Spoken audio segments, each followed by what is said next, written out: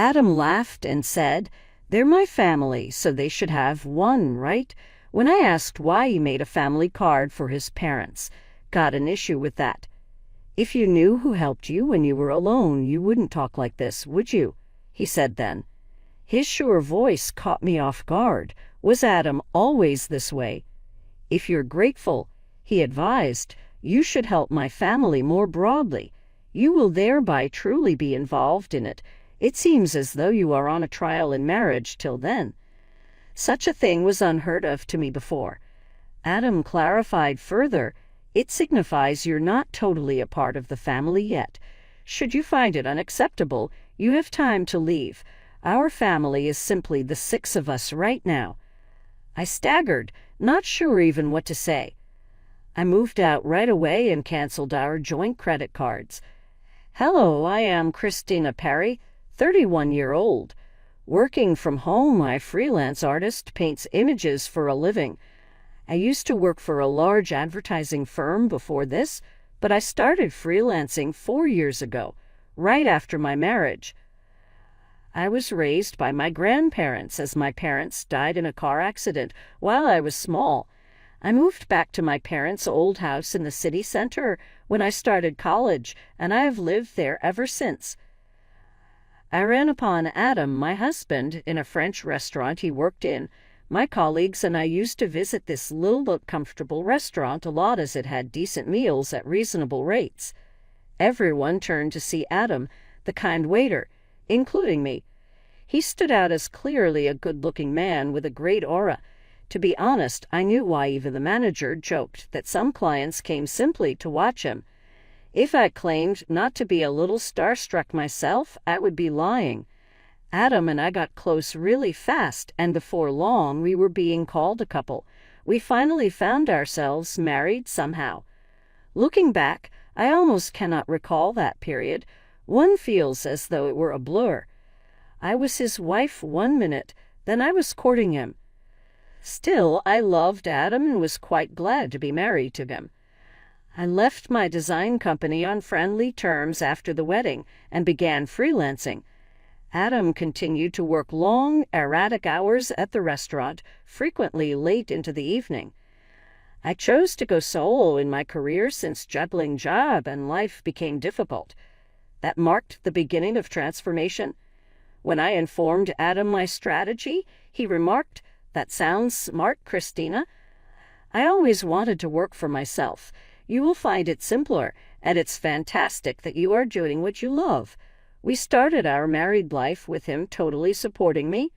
We skipped the entire wedding hoopla and signed the marriage paperwork since we were not into large-scale, extravagant events. Our families got together short only once. Adam left for work at the restaurant. I stayed home doing housework and freelancing. Though our schedules were erratic, we made it a point to get meals together wherever we could. Though it was a basic life, it brought us happiness. Indeed, marriage seems to be very wonderful. About a year later, things started to alter. My family is wanting to visit. Is that fair? One day, Adam asked. Yes, I said. I was rather enthusiastic. Having only visited Adam's family once, I felt this would be a fantastic opportunity to become closer to them. Losing my parents when I was young helped me respect the concept of a large family, and Adam's family appeared close-knit. But when 5 of them showed there, I was totally off target. "Which room is mine?" his sister inquired as soon as she entered. Working at a nearby shop, she is 35, 2 years older than Adam and myself. Her directness startled me since, when we first met, she did not seem this way. Like when I met her before, Adam's 23-year-old sister arrived also, stayed silent, hardly saying a word. Following their example, I showed them the guest room and showed Adam's parents my old room, the only one with a Japanese-style arrangement. I reasoned that would be most appropriate for them. Once everyone had settled in, Adam's older sister abruptly remarked, "Well, since we're all living together now, you better start treating our family right."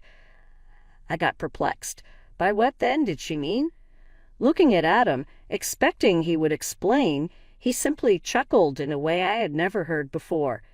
At last, he remarked, they gave up their place and moved in here without telling you. Sorry, but our family home had to be evacuated quickly, and they had nowhere else to go. It shocked me. Why had Adam not shared with me? I assumed they were merely visiting for a day or two, not continuously living here. His family showed no attempt to adapt or help from the time they moved in. While they sat about and did nothing, they wanted me to do everything: cleaning, cooking, house management. They said whatever they wanted without regard to how it affected me. Worse still, they never looked for their own house or tried for employment. Every time I brought up employment, they either ignored me or responded evasively. When Adam's sister said, "Oh, I quit that awful job at the supermarket," I felt still another shock. She was only working part-time, although at first I assumed she had a full-time job. She acknowledged that since high school, she had not maintained a consistent job. The parents of Adam were not different. They'd also resigned from their part-time employment prior to moving in. Regarding his younger sister, she worked hardly at all. She insisted she was a student, but that was untrue. She answered, "Why should I?" when I questioned her why she hadn't worked. "Right now, I live in a wealthy family." Not sure, I asked her who she meant by well-off. Her answer made me stop in front. "You, obviously," Adam's sister answered, grinning. "You don't even have a mortgage on this house. You received a sizable settlement and insurance payback following the accident involving your parents. You can live reasonably without working." I felt underlined. I informed Adam what had happened when he arrived home, thinking he would grasp. Instead, he exploded. "Everyone's exhausted after being forced out of their home. Give them some time to recover. Or do you want to kick my family out, Christina?" His anger stunned me into silence. Then, just as quickly, his tone softened. "I'm sorry for yelling," he said. "It's been a tough day for me, too. Can you please try to be more understanding?" Looking back, I realized Adam was good at manipulating situations by mixing anger with kindness, but at the time, I didn't see it. I agreed to put up with things a little longer. Over time, the situation with his family only got worse. They treated me like a servant, expecting me to handle all the housework. On top of that, they kept asking for money every time they went out. "We can't even look for jobs without some cash," they said. "It's only fair, but if we can't find work, we'll just keep staying here." Reluctantly, I gave them money. They claimed they used it while job hunting, but I doubted they even tried. When I thought about confronting them, I knew it would backfire.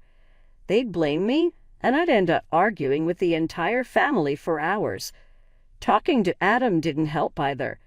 "They're frustrated about not finding jobs," Adam said. "Just bear with it a little longer. I'll talk to them." Adam's attempts to smooth things over didn't solve anything. Eventually, their money requests became less frequent. I guessed Adam had spoken to them, so I let it go. Still, the money I had already given them was never returned. Then, after about 3 months of putting up with everything, I noticed something strange. "Why is the credit card bill so high?" I wondered. Could it be unauthorized charges? I quickly checked the statement, and what I saw shocked me. All the charges on the credit card were made using family credit cards. The purchases ranged from food and drinks to books, games, and even expensive designer bags and clothes. Each transaction had a number from 1 to 8, which meant 6 family credit cards had been issued. To my shock, these cards were under my name. Adam had issued them without telling me. I remembered him saying, "It seems like you'd handle this better, and it's easier to manage payments, right? Can I leave it to you?" I had agreed to manage the family finances, not realizing he'd use this as an excuse to issue multiple cards. Now I understood why his family had stopped asking for money. They were using the credit cards to pay for everything and even withdrawing cash. When I confronted Adam, asking why he issued cards for his family without consulting me, he chuckled and said, "Well, you always complain when they say they're broke. What else could I do?" He added, "Don't forget who supported you when you were alone. Can you really speak like that to the family of your benefactors?" His confident and dismissive tone stunned me. Was this really the Adam I married? "If you're truly grateful, you should do more for my family," he added. "Then I'll accept you as part of the family. Until then, think of this as your trial period, a trial period in marriage." I'd never heard of such a thing. Adam went on, ignoring my silence. "This means you're not officially part of the family yet. If you're not okay with that, you can leave any time. Right now, it's just the 5 of us in the family. You'll only belong once you prove yourself useful." That's when I realized Adam's true nature. It felt like the ground had been pulled out from under me. I was completely stunned and started thinking seriously about divorce. I couldn't help but wonder why I had married Adam in the first place. At first, I was attracted to him simply because of his looks. Like many other women, I was infatuated with his charm and appearance without really knowing him. I remembered the first time Adam approached me. It was at the restaurant where he worked. I had gone to the restroom, and when I came back, he said, "You seem different, Christina. Kind of mysterious. Sorry, I shouldn't say that to a customer." I was caught off guard, but intrigued. I started paying more attention to him, and before I knew it, I was falling for his charm. Looking back now, it felt like it was all part of his strategy to win me over. I recalled a moment when a coworker joked about me being a wealthy lady living alone in a condo. Not long after, Adam started chatting with me more often. Maybe he saw an opportunity. Maybe he was interested in my financial situation and the condo I owned. To be honest, Adam wasn't even my type. I preferred mature men who were calm and serious. Adam was more modern and, to put it bluntly, a bit shallow. Yet somehow I ended up falling for him anyway. Now it all felt like a huge mistake. I always found it strange how easily Adam could charm women. He was the typical handsome guy who knew how to say the right things to make someone like me, new to the working world and inexperienced with men, fall for him. Looking back, I felt frustrated and ashamed for falling into his trap and marrying him. I wanted to scream, break things, and let out all my anger, but I knew that wouldn't solve anything. Instead, I decided to play the long game and get my revenge. To do that, I had to endure this situation for a little longer. Just like Adam manipulated me, I planned to take control of the situation, including his family. The condo we lived in had been bought by my dad with a mortgage shortly after I was born. Back then, it wasn't expensive, but the area developed quickly with a new shopping center nearby. The condo was now considered a luxury residence. My parents had hoped for more children, so they bought a spacious place. That's why there was enough room even after Adam's entire family moved in. But despite its size, having his family around made life unbearable for me, especially since I worked from home. I only put up with it because I had a plan. Adam's sister was right about one thing. There was no mortgage on the condo anymore. When I was 4, both my parents died in a tragic car accident. They were on their way back from my paternal grandfather's funeral when their car was hit by a speeding vehicle on the highway. I was supposed to go with them that day, but I stayed home because I had the flu and a high fever. My maternal grandparents came to take care of me at our condo, which is why I survived. The mortgage was paid off through credit life insurance after my parents passed, leaving me with just the property taxes and management fees to handle. When Adam saw how little the monthly costs were, he suggested, "Since there's no mortgage, I'll contribute just a bit more than what you're paying for taxes and fees. That should cover our household expenses with your income, right? Then we can each use our own earnings for personal stuff.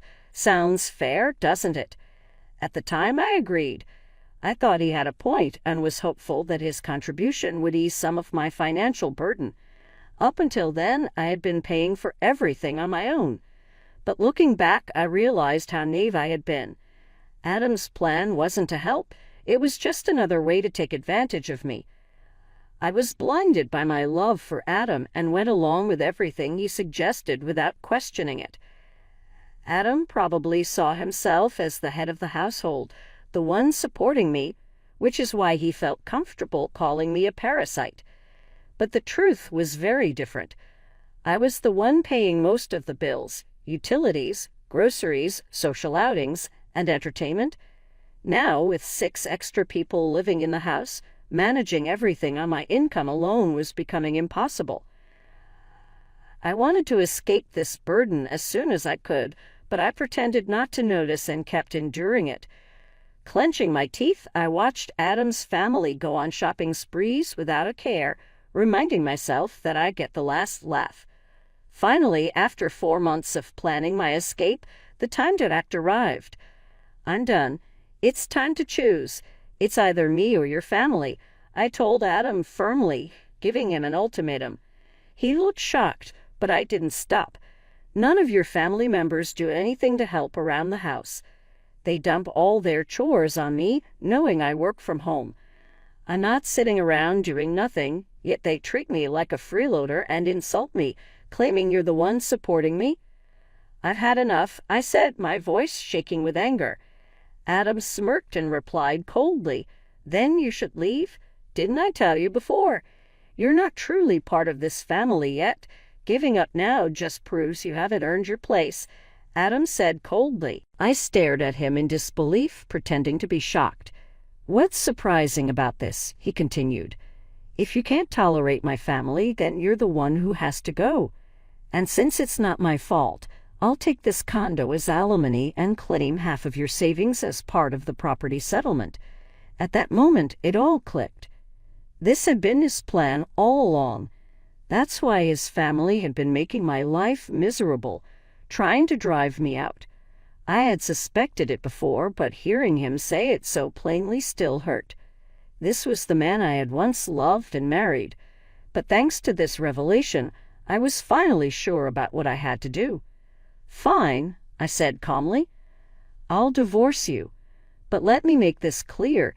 This condo belongs to me, and I'm not at fault here. Adam looked startled. What did you say? He asked.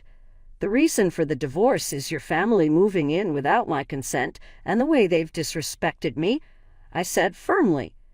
Adam seemed shocked by my refusal to accept his terms. He hadn't expected me to stand up for myself. Since we got married, I had always given in to Adam's demands. Thinking back on those moments made me angry. I had had enough. I can't stand another moment with you or your family, so I'll leave now. But you all better be ready to move out too, I told him firmly. Adam shouted, This is ridiculous. This is our home, and we're not leaving. Ever heard of tenant rights? You can't just evict us from our own house. Ignoring his protests, I packed up and left the condo. I went to my grandparents' house for refuge and told them everything. They were shocked by what I had been through and scolded me for not coming to them sooner. With tears in their eyes, they hugged me tightly. I'm so sorry, Grandma, Grandpa. I know I made you worry, but I'll be okay now, I said, forcing a smile through my own tears. The day after I left, Adam contacted me in a panic. What's this about? What mail are you talking about? He asked, referring to the certified letter I'd sent. I felt relieved that things were moving so quickly. I had already hired a lawyer to handle the divorce, and as soon as I told them I had left the condo, they started the legal process right away. I'm not paying any alimony and I'm not leaving the condo, Adam said confidently. But legally, he was obligated to pay, and he had no right to stay in the apartment. What do you mean? He continued. The condo is jointly owned since we're married. If that's your stance, then compensate me for half its value to buy out my share, he demanded, making an absurd claim. I kept my cool and replied firmly, If you have anything to say, communicate through my lawyer from now on. Then I ended the call. I figured Adam would call again, and as expected, he hit the very next morning.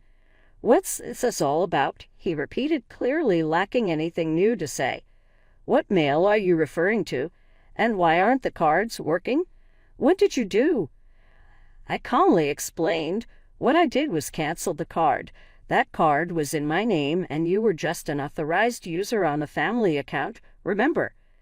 Before leaving the condo, I had moved all the accounts linked to that card onto a new one and canceled the old card.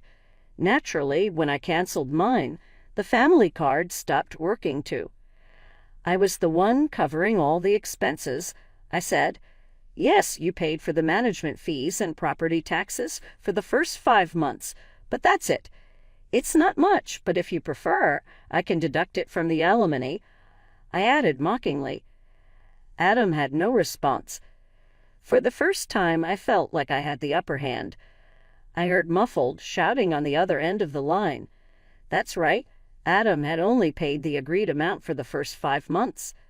After that, he came up with excuses about work and other things to delay payment. Then he just stopped paying altogether. If he thought he was still contributing, it showed just how forgetful he was. But I didn't care anymore. I was done with him, and his actions no longer mattered to me.